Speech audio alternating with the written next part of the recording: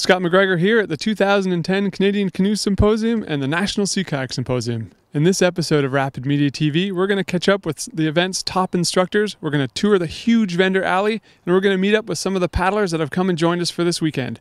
This is Rapid Media TV. Rapid Media presents Rapid Media TV. Learn more about Rapid Media's print and digital magazines, International Paddling Film Festival, on-water events, and online store. Visit rapidmedia.com. This episode of Rapid Media TV is brought to you in part by... I'm here with Scott Ewart from 1,000 Islands Kayak Center, and I sat in on his Power Strokes clinic yesterday. Why do you focus on more power strokes?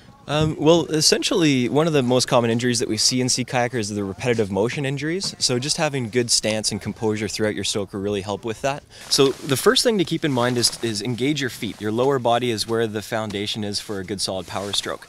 So don't be scared to press on those foot pedals pretty hard. So if I was to take a stroke with my right hand, my right blade goes in the water, engage that left foot. You should have about 100% of your weight pressing on that foot pedal. Straighten that leg so that the knee drops down to the bottom of the boat, right? And you should start to feel your hips rotating on the seat of the kayak. The second step, pretend that you have a string or a bungee cord attached to the center of the paddle, right to your navel and your belly button.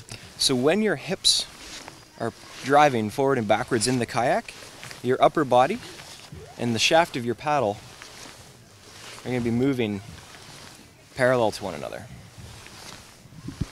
All right, just to put the icing on the cake with your top hand, about 80% of your power should be coming from a punch forward. So it's really important that your hand, when it starts at your shoulder, it finishes it at the exact same height. All right, a lot of people have a tendency to either go up or down, and that's wasting a lot of energy. All right, so straight out from the shoulder, next blade in, straight out from the shoulder. And then eventually, you want this to become second nature, I suspect. Exactly, yeah. It has to feel natural. A lot of people, when they're starting to develop their own paddle stroke or their power stroke, it feels very unnatural, you know, just thinking a little bit too much about what your legs are doing, where your hands are positioned. There's really no wrong way to do it at the end of the day, so as long as you're having fun and you're in your boat. So in the 1,000 Islands on July 10th and 11th, we do have a series of clinics for beginner paddlers just to get them introduced to the sport. And then we're finishing it off with an 18-kilometer race called the Adventure of the Islands. Great. Well, thanks very much, Scott, and have fun on the water today. All right. Thanks, Scott.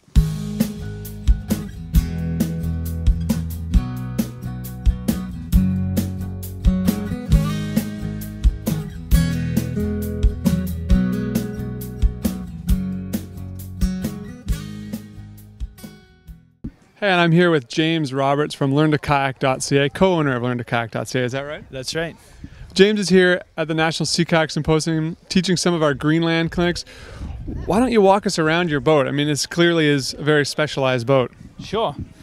So this is a skin-on-frame boat. It's 18 feet long. It's 18 inches wide. It's a traditional boat, a polyester, 16-ounce polyester skin on steamed rib construction. Mine is made of yellow cedar and white oak. A couple of other things that are around here too. This is called an avatuck.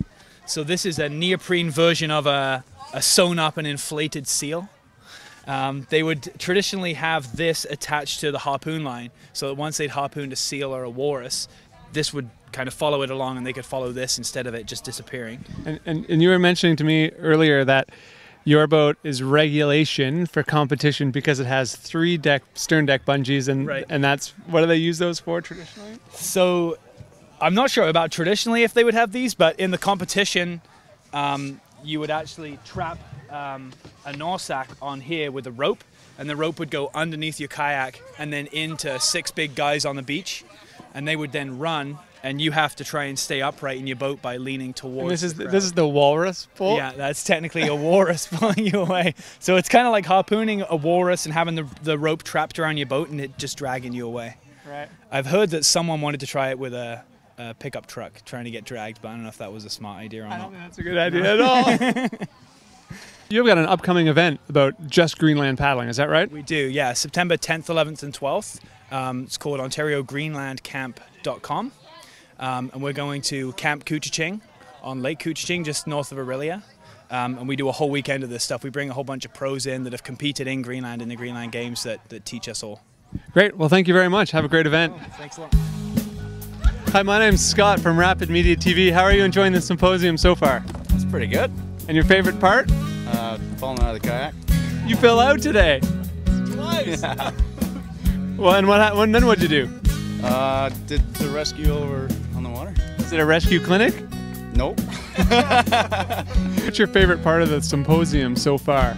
I think the just getting around with fellow paddlers and getting a feel for the water early in the season and encouragement to get out a bit more for the rest of the year. Having a great time and just the people. Just everything's just incredible. Just awesome. My favorite part's gonna be tonight at the beer tent.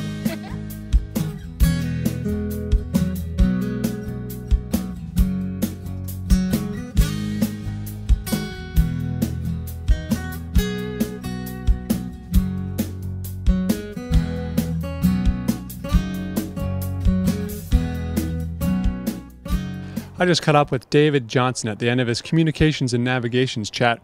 David, you've got a bunch of flare. I just caught the end of it, and you've got a bunch of flares set out here. Why don't you tell us a bit about all the different types? Yeah, we have a whole bunch of different flares on the market, and there's certainly ranges of price range and what you would use them for.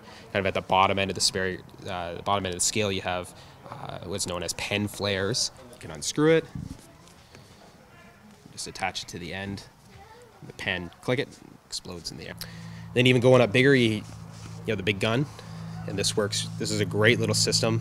So once you buy the gun, you can it's essentially kind of looks like a shotgun shell, but it's got flares inside. So you can load that in, close it up, shoot in the air, and you can see this from all over the place. This is a really big, shoots really high.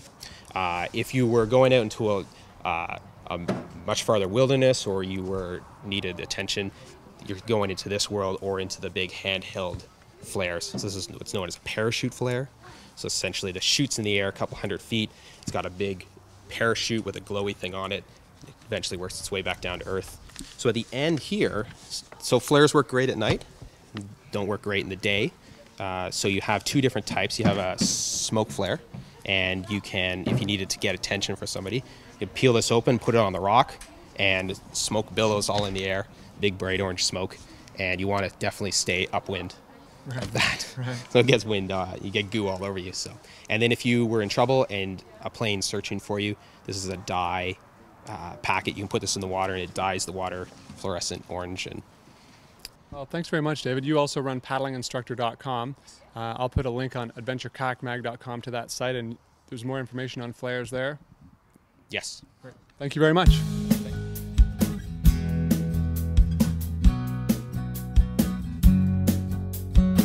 It's Sunday afternoon, and we've had a great weekend here at the Canadian Canoe Symposium and the National Sea Kayak Symposium.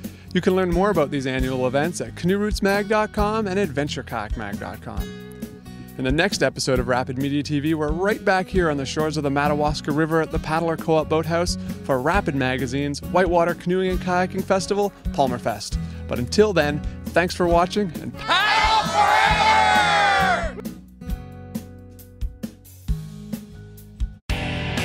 Rapid Media TV. Learn more about Rapid Media's print and digital magazines, International Paddling Film Festival, on-water events, and online store. Visit rapidmedia.com.